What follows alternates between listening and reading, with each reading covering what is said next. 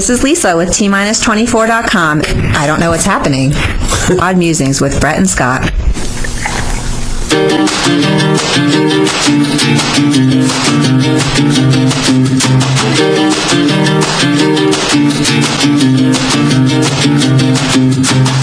Live from the Echo Network studios here in Royal Oak, Michigan, this is Odd Musings, here with a Pixar episode. Yay! We're your hosts. I'm Brett Pinson, creator of Boomtown Scabs, The Adventures of Carl, The Expendables, co-creator on Odd Musings, Odd Book, once eventually we get back to doing that. Someday. I feel so bad about that. We'll get to it eventually. I got asked about it the other day, but I'm along with my cohort. I'm a cohort. Yes, it's his fault. Is that a promotion from co-host? Sure, why not? I think so.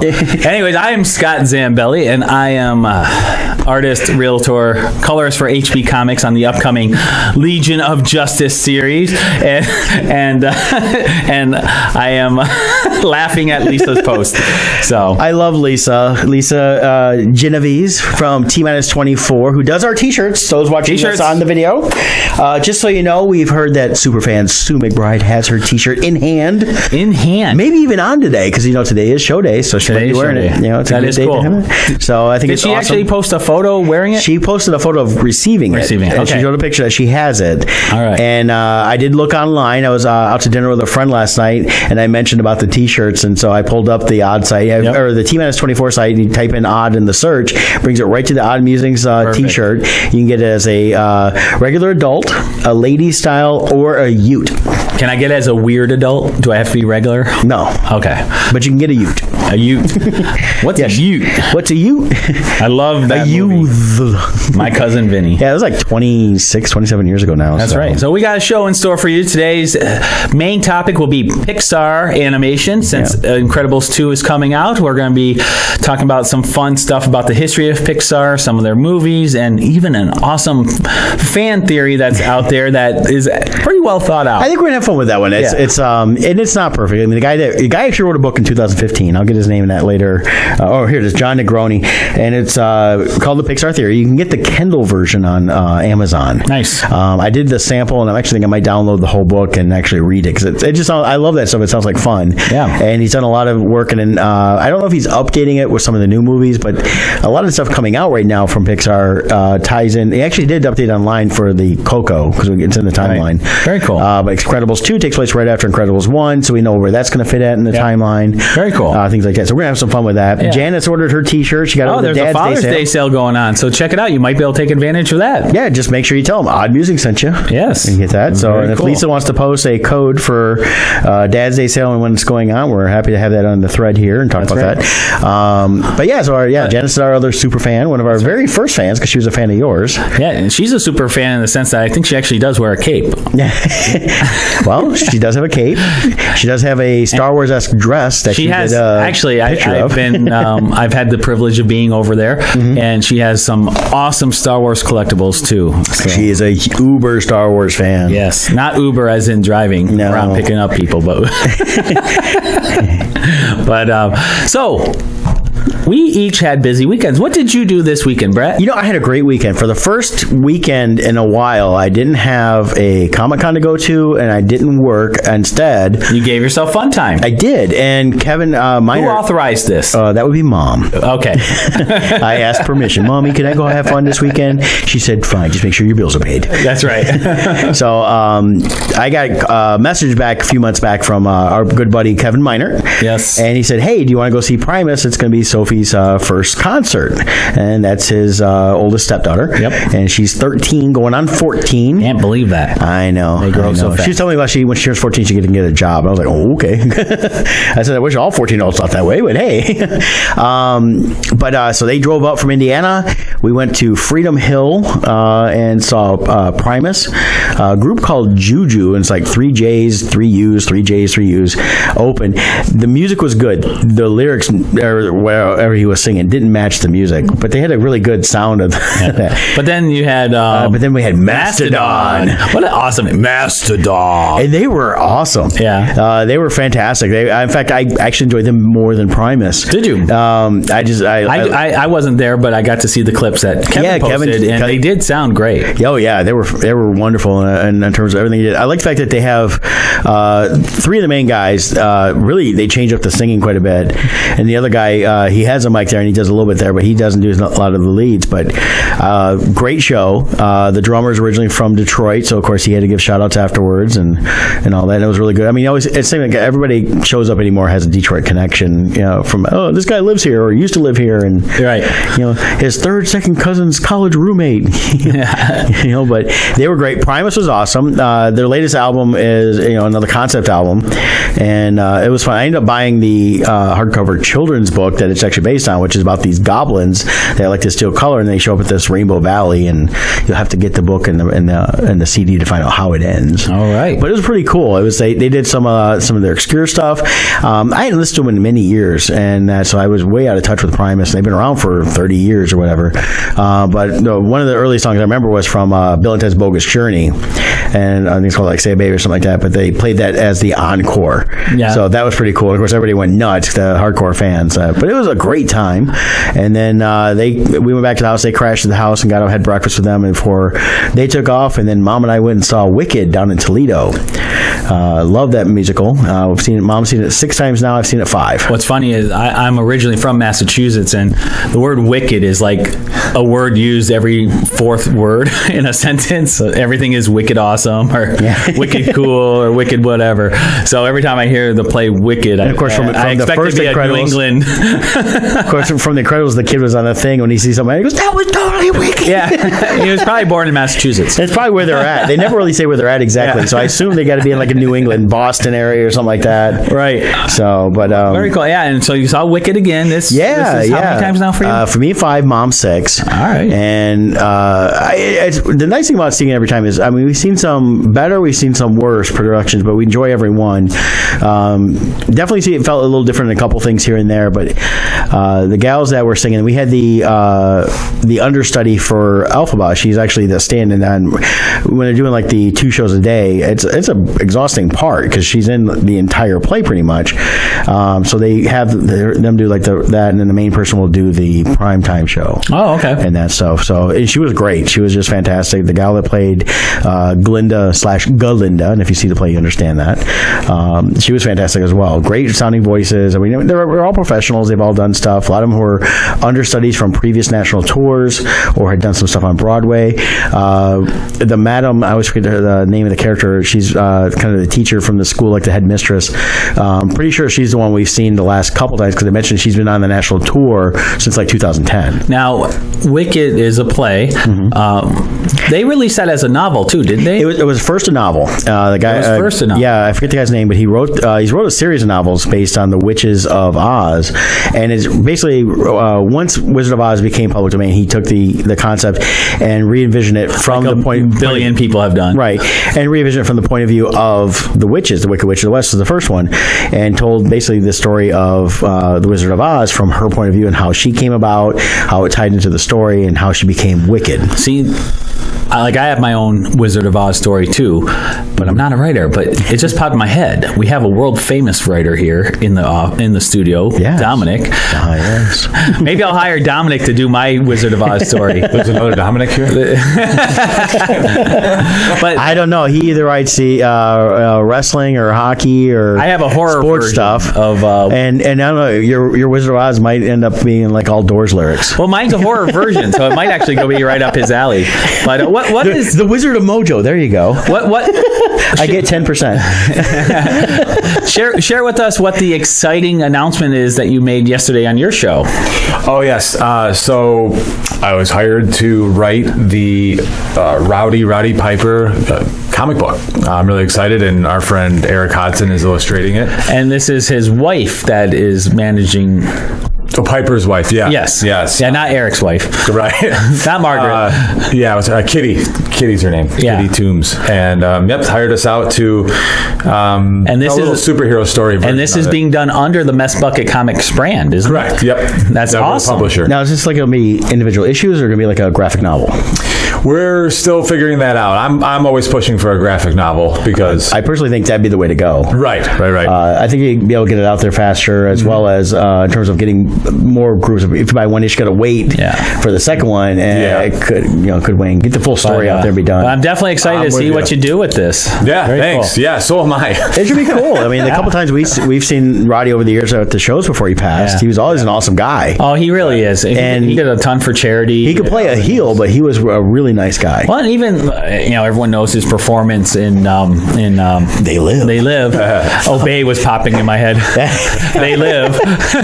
Oh, They Live was awesome. It was great. One of the best fight scenes in all of cinematic history, which was recreated frame by frame in South Park. Yes.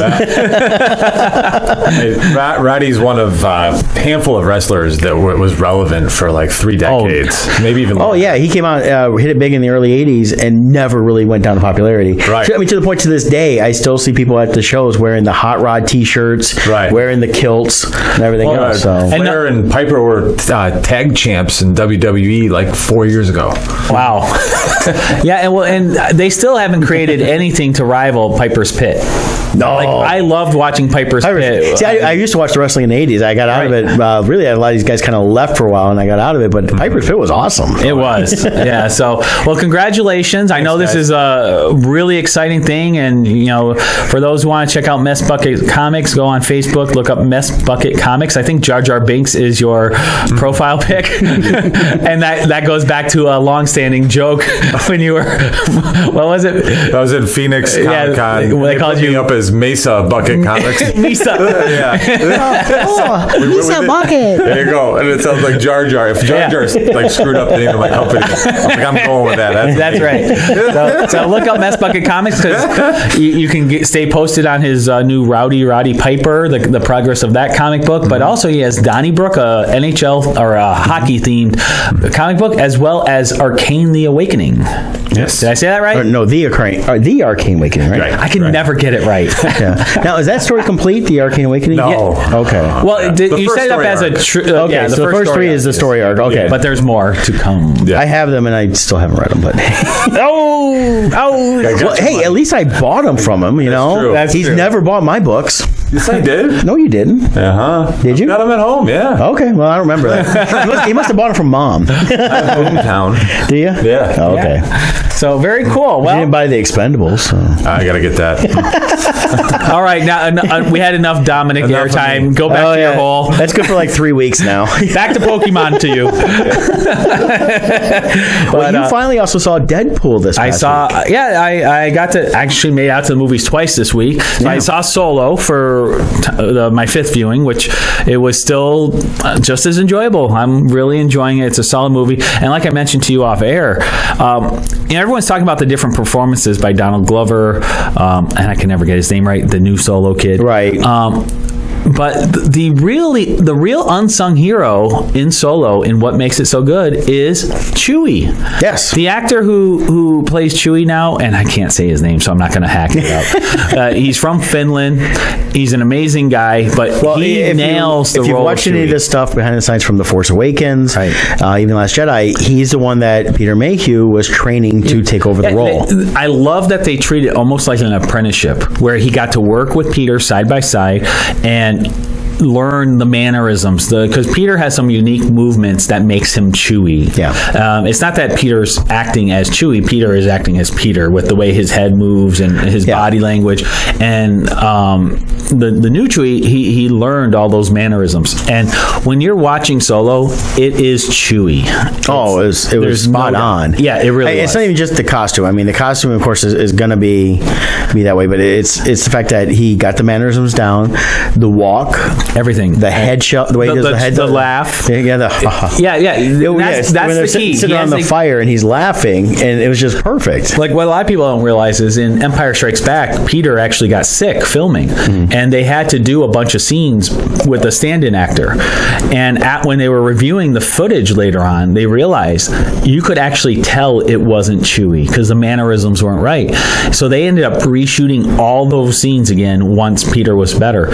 And so it's such a great transition. And the new actor is just he's carrying the legacy of Chewie forward. In Force Awakens, they both were on screen at times, and you can kind of tell a little difference between the two because pretty much any scene where Chewie was sitting was Peter, yeah, and anything where he was actually moving around because Peter's knees are so bad now. But I've had the honor of meeting. I mean, he doesn't know me like he'll see me and say, "Hey, Scott," but we saw him in Vegas last year. Right, we talked with him and his wife for a minute, and he said, his wife Angie's awesome. He was like, "Well, okay, I gotta go gamble."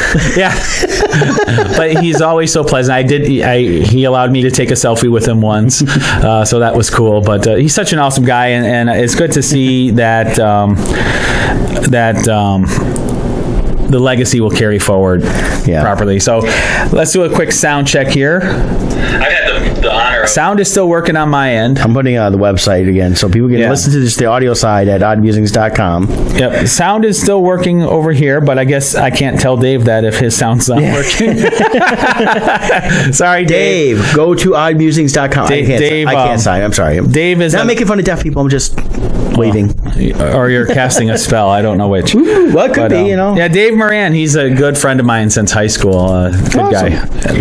He's got some awesome daughters. And Lisa did post 20% off for t-shirts. It's called Dad Day. Dad Day. There you go. D-A-D-D-A-Y. So get your Odd Musings t-shirts there for Dad Day on that. And that. Awesome. But before we go on, we have to talk about Loringer Family Chiropractic. I was just there yesterday. But that's Scott, right. Please enlighten us. Loringer Family Chiropractic. Your journey to wellness begins here. Build a healthy lifestyle with chiropractic care.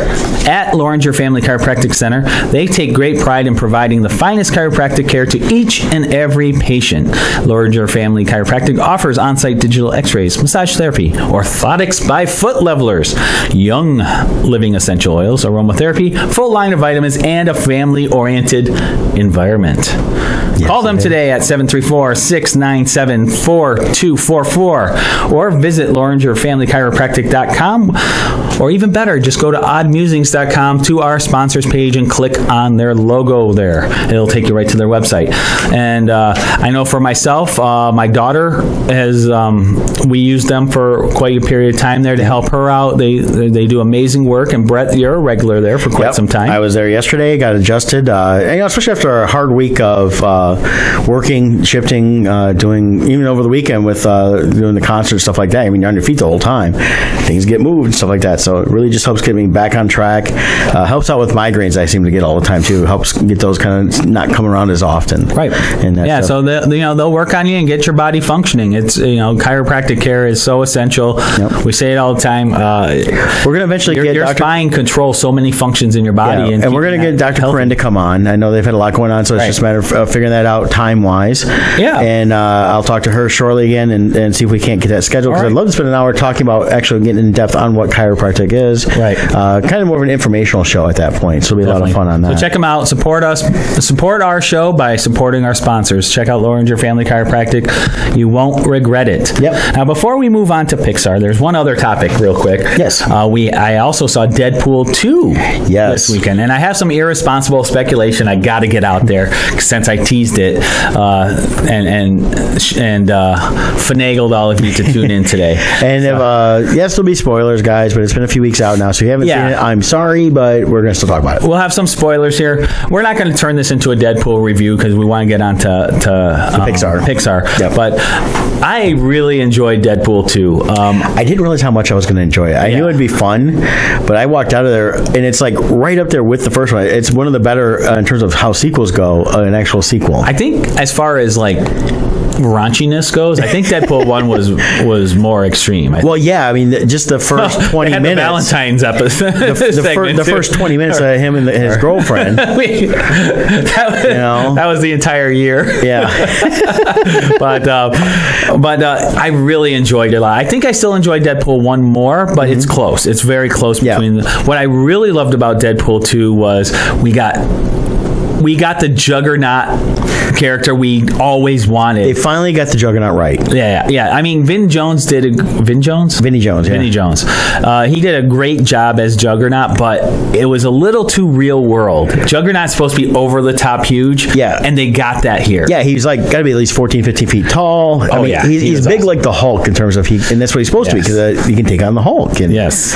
And it was a great surprise. You're sitting there going, who's the bad guy? Who's this big guy they keep talking about? And we finally get. It could have been a multitude of people. And we get the Colossus versus Juggernaut live screen battle we've always wanted. At least that's why I have a piece I did a long time ago of you got Colossus standing there, and in the reflection you see Juggernaut charging at him. Because for me, that's one of the matchups I've always loved in comic books is Juggernaut versus Colossus. So I was excited to see it on the big screen. And Colossus too. They get him right. Yeah, now he was good in the first Deadpool with the extra money they've got for the second one, because they definitely have more funding. Yeah. They make him look even better. But they still can't afford to fill the mansion with other mutants. Well, they shed the one shot. But he's like, where's everybody at? Why aren't they here? And they're behind the door, and you got the bees closing the door. That was awesome that they did that. Oh, I love that. Well, that, and I love, was it Negasonic Warhead's girlfriend? Like Yu-Gi-Oh? Yu-Gi-Oh! She's Umi? like, hi, Umi? Wade. Was it Umi? I forget. She's like, hi, Wade. Hi, Yumi. And he'd be like,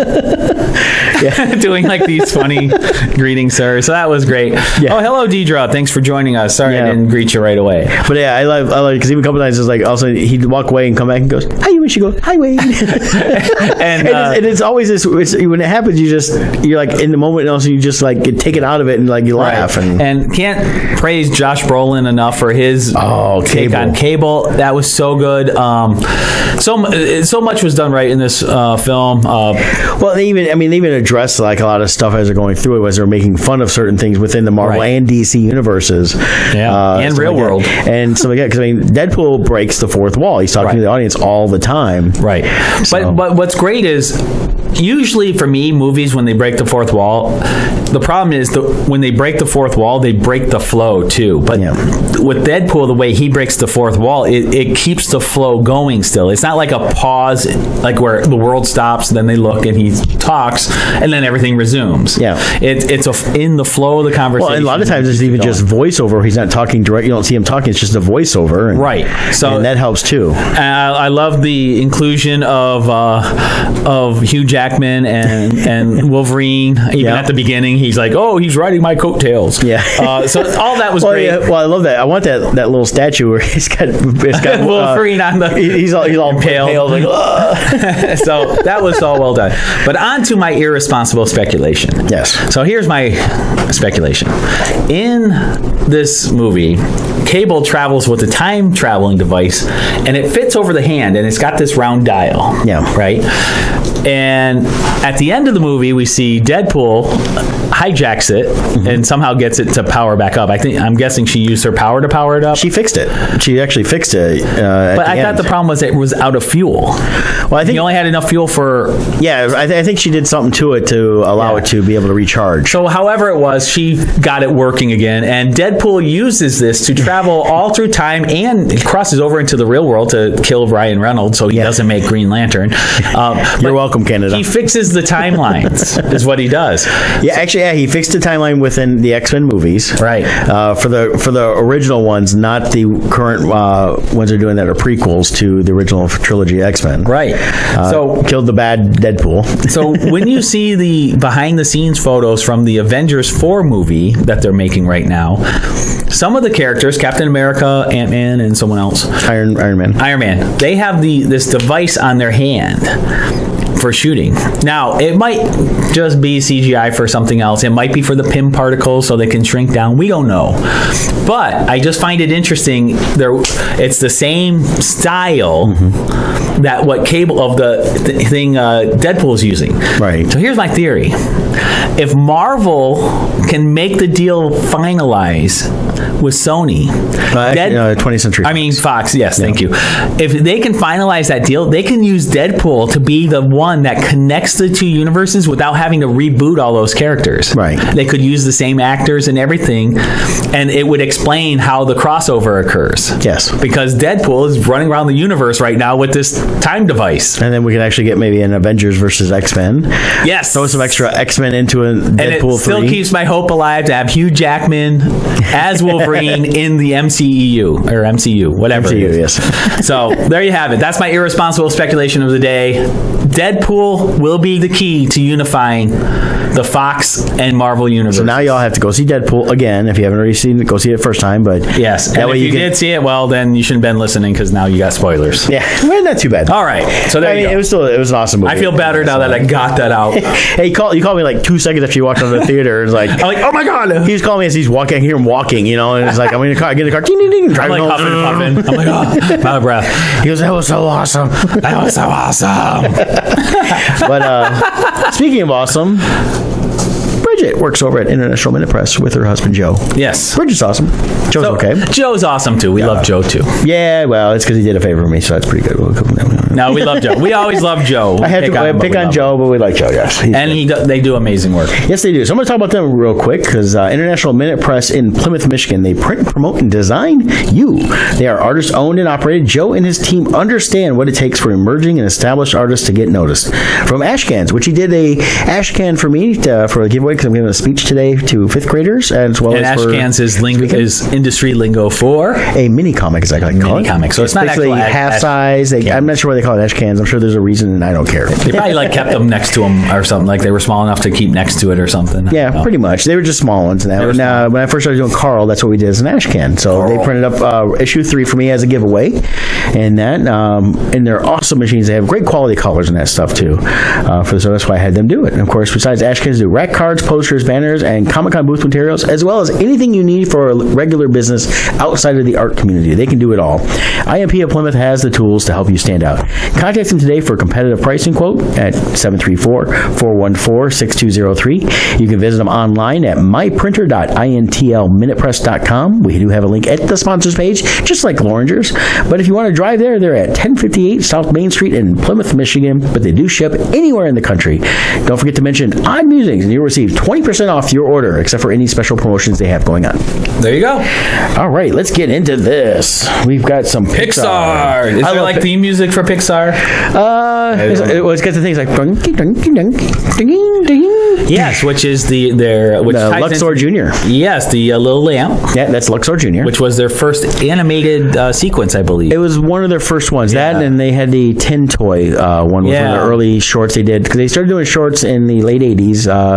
We were talking about figuring out how things fit in, and it's like it was in 86 that Steve Jobs bought what would become Pixar from Lucasfilm. Yeah, a lot of people don't realize the actual founder of the entire company prior to the legal name change to Pixar was actually George Lucas. Right. Which really shows, it's amazing how George Lucas's influence in Hollywood goes so far. Oh, yeah.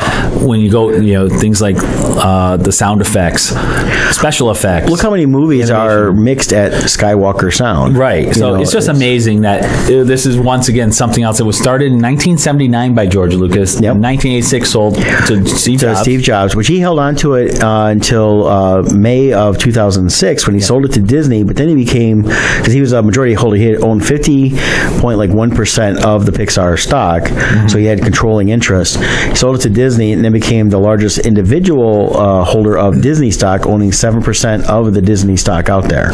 And also, under Steve Jobs, it really grew amazing. Oh yeah, he with his computer technology background, working different stuff, he kind of pushed them, and as well as John Lasseter really pushing it to move on to the next phase, which was the first feature-length computer-generated movie, or computer-animated movie, which was Toy Story. Which was also huge because prior to that, there was really no competition for Disney in the animated markets. Yeah, at the time we had mainly was Disney Disney had made the resurgence with Little Mermaid. I mean, they always were making movies, but Little Mermaid shot them back up. Then they went into like Beauty and the Beast and Lion King, and then not too long after that, you get the Pixar coming out with Toy Story, which was distributed by Disney but wasn't owned by Disney. Right. Disney was just a distributor. Right, and the big thing with Pixar is their whole thing was always story first, character development first. It was always about that. Yeah, Lasher was always big on that, and I've read a lot of stuff on the Pixar stuff. There's a lot of great books on Pixar. Definitely go check them out.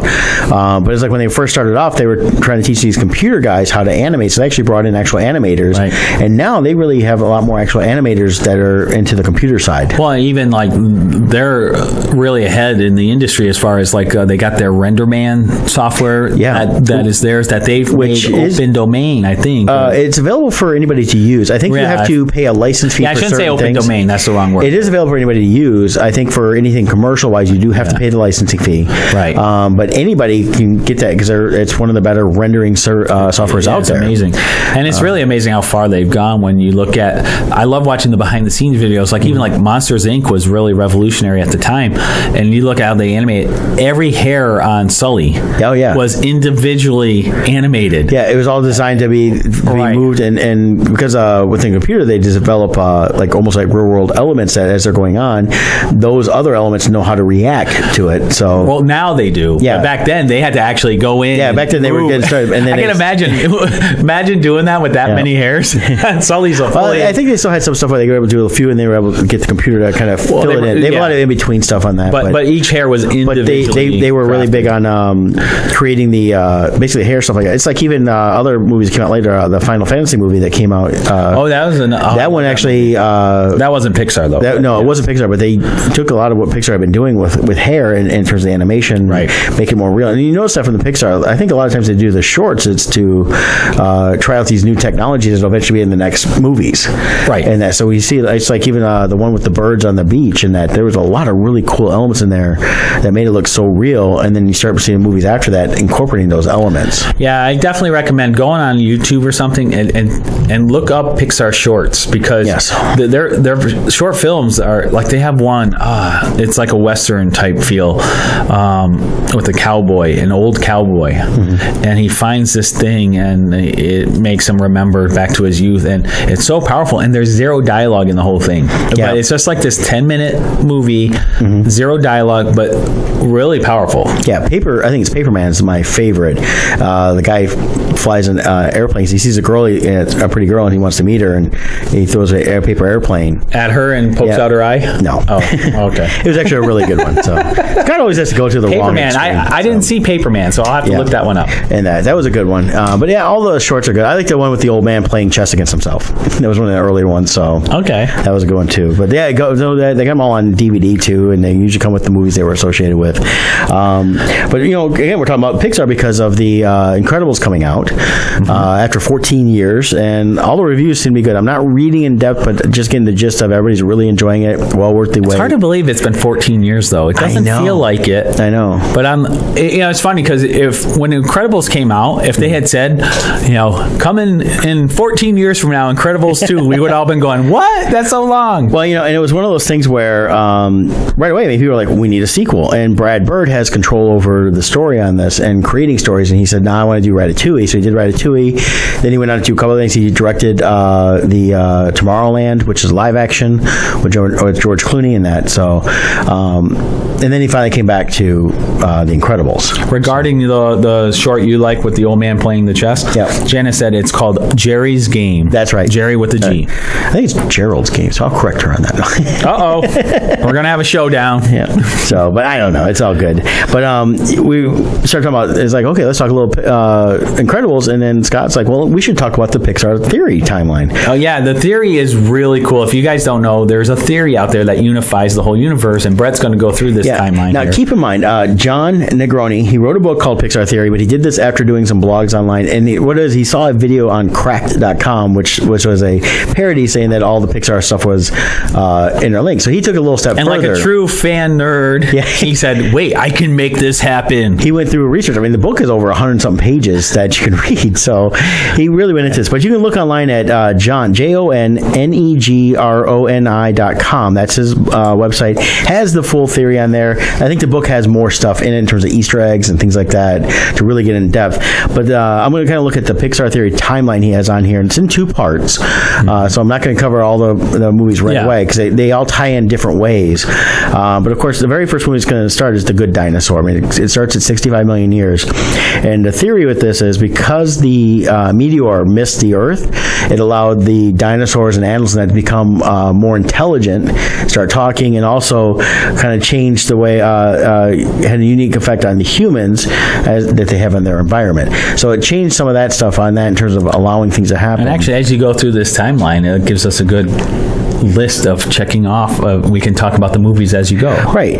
Now, The Good Dinosaur was I never saw that one. It was okay. It was rushed, wasn't it? Yeah, they got to a point, I think they needed to just get it out and be done with it because they're so far along, but the story was a little clunky. Was it? But it wasn't horrible. I think it was started off kind of going one way, and then for some reason... kind of like, what was it? Land Before Time? A little bit of that, but not much. It was basically he was, the Good Dinosaur gets, separated from his parents, so he's trying to get back to, and you meet different, like some T-Rexes and stuff like that. So it was an interesting take on the whole dinosaur thing. Friends are not food. Oh, wrong movie.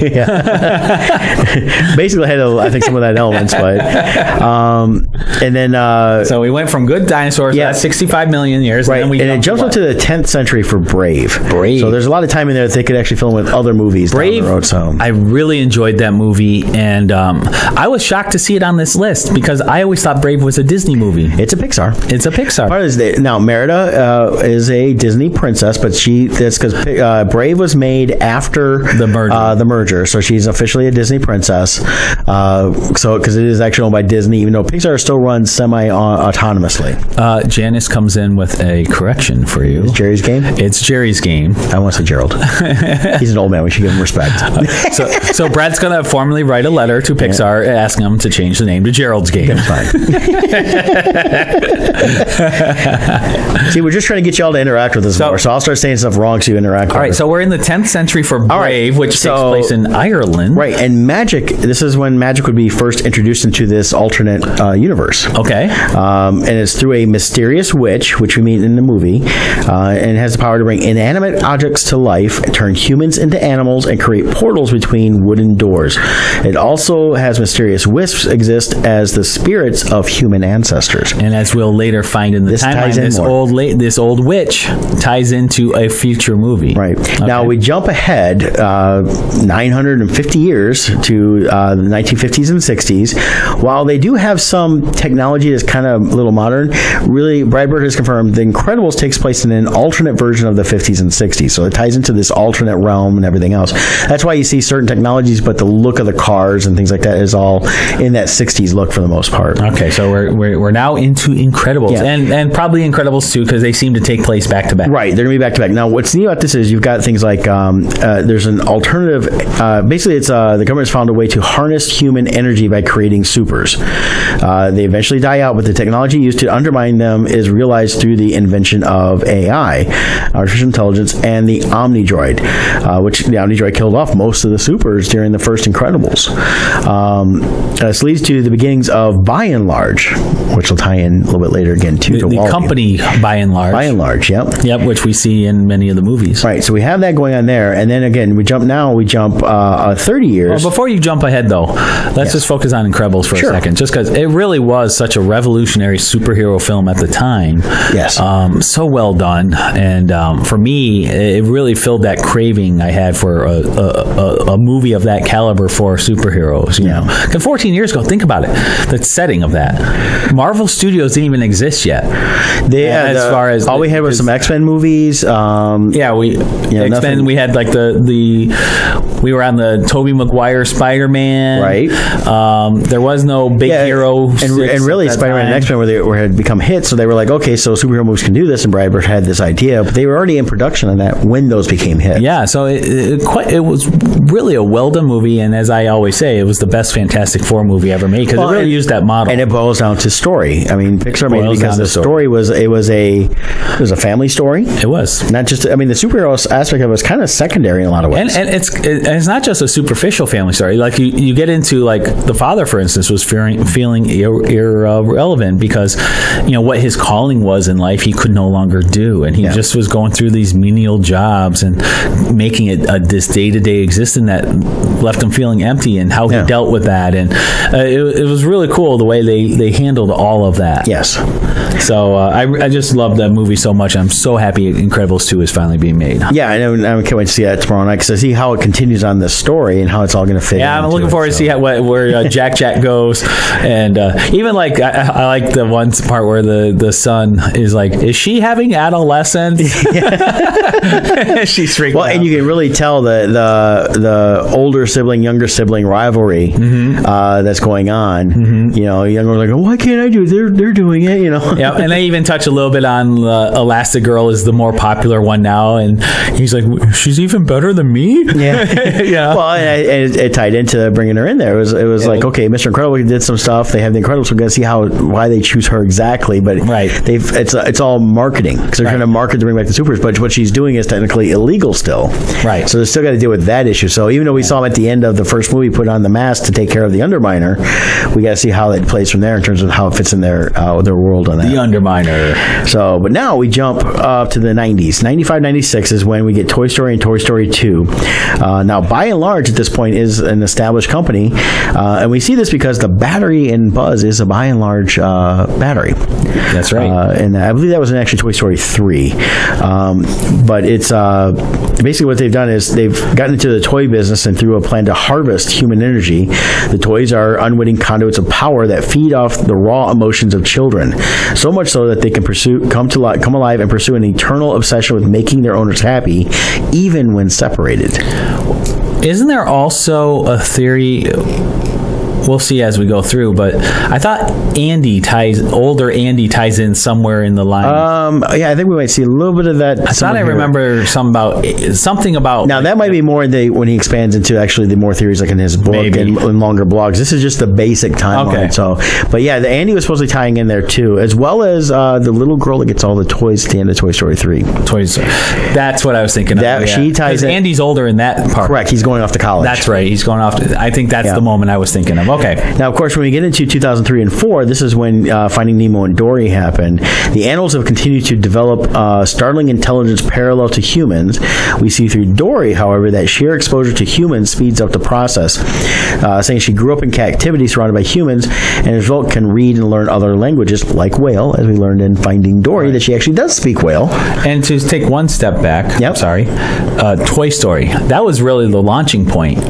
That was the first full-length. Toy Story 1 was the very first full-length animated computer movie. Right, and that really put Pixar on the map. Oh, yeah. And actually, it was one of those things that if it had failed, nothing would go on. Right.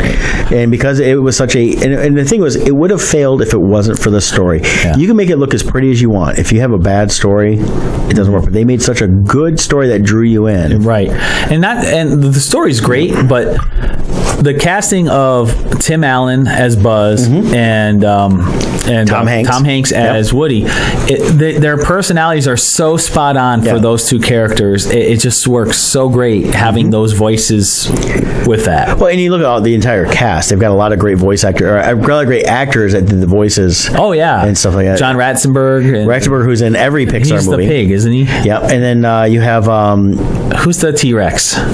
No, maybe that's John Ratzenberg. I forget. No, I'm gonna. That's okay. Try to figure out everybody again. Great cast on for all the different parts, and did such a good job. So it's a lot of cool stuff. And then Mr. Potato Head, he was just died recently, comedian. So but but they already recorded all this stuff for Toy Story 4 that's coming out next year. So that was rather convenient. Yeah. you might not make it. So here's the script. Yeah. Now, of course, with the animals developing, ability to speak and become more intelligent and ties into Ratatouille in 2007. You have Remy, who basically, because he's so engulfed in human culture and society, he eventually surpasses all of them to become the best chef in France, perhaps the world, as it says here. Are all Pixar movies 3D animated, or are there any 2D movies? No, they're all 3D animated. They're all 3D computer animated, right. not just, and then some are shown in 3D. Which no, is but I mean computer generated. Yeah, I was just kind of clarifying that for people listening to that. But yeah, they're all 3D. They've never done a 2D. No, now Lasseter is in charge of Disney Animation, which is Disney Animation and Pixar, which they do run independently. He did the Princess and the Frog, and that was the first 2D animated film in a very long time, though it had a lot of 3D elements in it. Okay. And they were talking about doing more actual hand-drawn style animation. They really haven't done that. Okay. I'd love to see that because I love that style and that look. But even after Ratatouille, Toy Story 3 takes place 11 years after Toy Story 2, because you got Andy growing up at this point here. And it kind of proves, as it says here, John says, it proves many of the references between films through key Easter eggs and cameos. Darla from Finding Nemo is seen on the cover of a magazine. Mary, in quotes, Boo, from Monsters Incorporated, is seen as an older child. Carl and Ellie from Up are shown to have known Andy, so that ties into the Up part. And then, most importantly, Buzz's batteries are branded B&L, proving the link between By and Large and its sentient toys. So there's a tie-in there, and of course that was we'll get into WALL-E in the second part of the timeline. I think the alien toys in Toy Story, I think they really took over the world. That's my theory. No, just kidding. Those guys are great. Yeah, the only thing they knew was, the coming of the chosen one demands celebration. They're in the claw machine. And then, of course, in the same year, 2007, Pixar's Nexus year continues as we learn the true potential of animals through collars that can make them talk, a progress that will be fully realized later. Also, the By and Large logo appears on construction equipment in the middle of an industrial expansion that will shape the next century. So that was right there where... What movie was that? That was Up. Oh, that was So Up. Carl's house is in the center of By and Large expanding and building and being a bigger company. They end up using that. They're tying all these in together. Now, of course, Pixar has never confirmed these tie-ins. No, these are all supposed to be little nods, but this is the way it goes. This is what happens when Uber fans can start thinking a lot. Yeah. Now, when we jump ahead to 2015, that's when we had Inside Out come out, and it reveals the That's source. the movie with all the emotions, right? Because it reveals the source of human energy is the emotion, as well as imagination that has differing powers of differing levels of power based on the person. And it says demonstrated in Monsters Inc. We also meet Bing Bong, an imaginary friend who appears to be based on a comedic monster Riley would have encountered post Monsters Incorporated. Okay. And I'll get into that more in the second part here. But in Monsters Incorporated, remember, who's Riley? Riley is the main girl in Inside Out that were inside her head for the majority of the story and that stuff too. And then my theory with her too is, if you look, her parents have I believe brown eyes and she has blue eyes, so I believe she's adopted, but they've never fully said that, because it's very rare to have two parents with blue eyes to have a kid with brown eyes, or vice versa or something like that. Vice versa. Yeah. It can still happen. Yeah, it can. As long as both. But I think it was an animation mistake. If both sides mistake. have the recessive gene of the blue, there's a 25% chance of a child being born with blue eyes. Now, for part two of of his timeline, though, now Coco falls in this, and he says it likely takes place around 2017. Realistically, probably the actual time is not going to matter, but they're just putting it that just for the technology and everything else. They're doing that for the really picky Uber nerds who want to know the exact date. But it talks about the possible hints of how human energy transfers itself in the afterlife, perhaps through music and the emotion it provokes. And there may be clues hinting at the connection between the corporeal spirits and the wisp from Brave. So it kind of ties into a little bit of that too. And that's how Coco ties into the timeline there. But then we get to jump up to 2057 and 2110. That's a whole length. That's where By and Large is basically taking over the world. Wait, when did Monster Inc. occur? Did we pass that? No, we'll get to it. Oh, we're not there yet. We're not there yet. Okay, I was confused. Yes, but it's all this time traveling is making me tired. Basically, what's happened is we've destroyed the world with all our consumerism, and so of course they fire off basically the arcs, and humans go out in space, and the entire world and its governance, as revealed in WALL-E, leads to ravaging the earth. The resources through overpopulation have been done. So what they do is they create all these WALL-E units all the different sizes that basically are cleaning up the earth. They're recycling all the trash and everything else. So that's kind of what happens. And supposedly, according to this timeline, they accomplished it in 5 years. But and later on, I mentioned there was one city that wasn't. That's the city that Wall-E was left to work.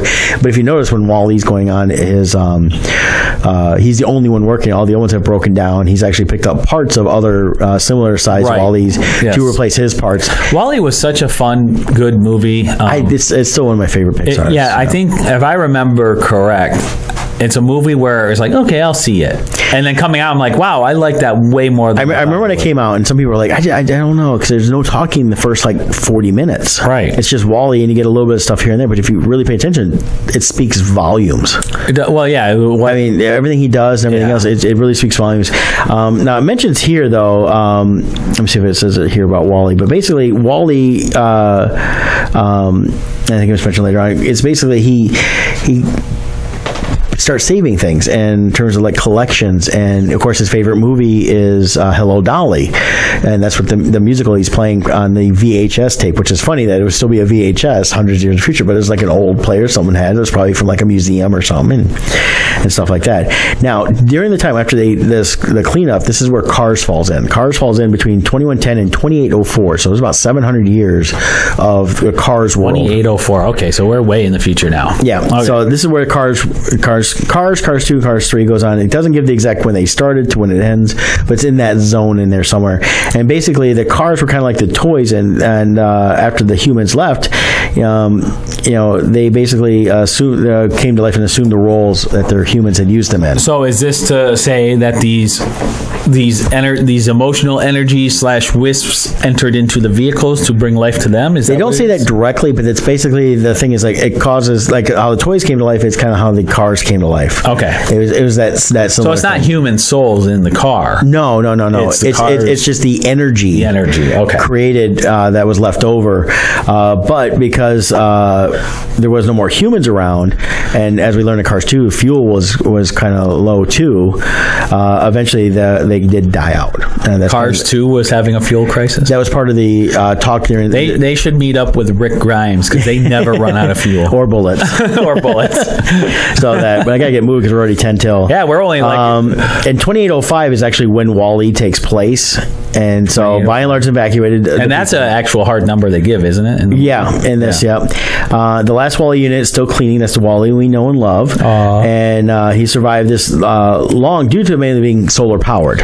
And Wall-E's are also fun because some of the droid builders from Star Wars and stuff have built Wall-E. So when we go to Comic-Con, sometimes we get to see Wall-E's going around. And they're fun. They are fun. So, and no one ever builds an Eve, though. Well, you can't get it to float yet. So he does help the Eve unit bring a Starlander back to restored Earth so humans can repopulate and start over, which they do. And over the next century, as it says here, this is where Bug's Life falls in. The humans have emotion has sparked a return to the world, and of course prompted insects and birds. Bug's Life. Yeah, let me see. There's Flick. Okay. Yeah. Because I keep mixing that one and ants. Yeah. Well, basically, the ants and the bugs and all that stuff, they basically create their own little societies, their own little mini cities. And humans are back at that point. Right. Yeah. So this is over 100 years for that. So Bug's Life takes place during that, where they become intelligent. Of course, they have circuses and different things going on. So it's all tied into their little realm in there too. Is Beat Movie a Pixar movie? No. Okay. That's, I believe, DreamWorks. So that's an alternate timeline. Yeah. That's the darker DC version. Now, after A Bug's Life, during the timeline of 3100 to 5201, this is when Monsters University and Monster Incorporated falls into place. Now, of course, they are in a... When is this? 3100 to 5201. Dang, I did not know Boo was that far in the future. So, of course, at that point, the humans have rebuilt society to where we recognize it now. Yeah. And Monsters, Inc. was so fun. Oh, yeah. Absolutely love it. Monsters University. I love Monsters University. Was that the third one? No, second one. They only did two. Oh, okay. I love Monsters University. I enjoyed it. Monsters Inc. is still better. Monsters Inc. I can watch over again. Yeah, I watch Monsters University. I'm okay with. Of course, I throw on my Monsters University cap and watch it. Yeah. So I have my Mike Wazowski hat with the bite taken out. I loved what was her name? Mike Wazowski. Oh yeah, she worked in the Monsters Inc. place. She. But yeah, so basically those tie in, and what the monsters do, they're harvesting the energy from Scare, and then we learn at the end of Monsters Inc. That ties into the whole thing: emotions, the laughter, energy, and then the laughter we found is even stronger. Now, remember Monsters Inc. of Boo. Yes. So when Boo gets returned home, and at the end, we do see Sully go through the door. Yeah. We see Sully go through the door, right? Yes. So when he goes through the door at the end, that's the last we see of that. But what happens is, they've discovered the laughter in that. But basically, Boo, as she grows older, she goes desperate to find him again. And remembering the power of the doors, Boo grows up to become a witch in order to find Sully. This is the same witch from Brave. And this is speculation. This is all speculation. Yeah, this whole thing is, and who has traveled to the past to find her kitty, who looks like a bear, and not realizing Sully lives in the distant future. The witch uses doors as portals, has items from various points in time, and even has a drawing of Sully in her workshop, which is in the movie Brave. And almost lost there. And then for now, her story isn't complete. But basically, the witch from Brave ties in the entire timeline now. Right. So that's how that goes there. Very cool. So wait a minute. So what was the reason she actually went back in time? Even though we see Sully, the door gets fixed at the end of Monsters Incorporated. The theory is that eventually they did lose contact, and as they grow older and move on, the doors change. Right. And so she becomes a witch because magic is in the world still, and develops a way to go through doors and ends up back in time looking for Sully, and she ends up becoming the witch in the woods there for Brave, and creates all the stuff that's going on there. So that's how he's theorized to tie it all together. So she's back in time now, and now we're stuck in a time loop. Looking for her kitty. Now we're stuck in a time loop. Right. Until Barry Allen saves them all. Yeah. Or Deadpool. Deadpool can. Yeah. Maybe Deadpool. So that's the Pixar theory. And there you go. It's a lot of fun to read into. Again, it's all speculation fun. There's nothing serious about it. Pixar does not acknowledge it at all. So don't go on and say, hey, it's not real. Pixar says it's not real. It's a neat little way to look at how they've tied in Easter eggs and little hidden stuff throughout the different movies and that. And I look forward to seeing what Easter eggs we see in The Incredibles 2 this year, as well as Toy Story 4 next year. So that's going to be a lot of fun. That is very cool. Pixar definitely does a quality job. Yep. One thing to look up, too, there's this list of the 22 rules of storytelling by Pixar. Yeah. That if you just Google it, it'll come up. It talks about, when every story they approach, how they approach it and stuff. And they tie into the same way Disney does. They used a lot of it comes from a book called A Writer's Journey that's out there, that's been out for about 20 some odd years. It was actually required reading in the 90s for Disney. So yeah, it's excellent. It's an excellent book. I have it at home somewhere. I got to dig it back out again one of these days. But other than that, this weekend I'll be at the Ann Arbor Comic Arts Festival at the Ann Arbor District Library downtown location. That's in Ann Arbor, Michigan. It's actually a free event for people to come out to. From noon to 5:30 on Saturday, and like 12:30 to 5:30 on Sunday is the Artist Alley. Just walk around. There's over 50 artists and writers set up.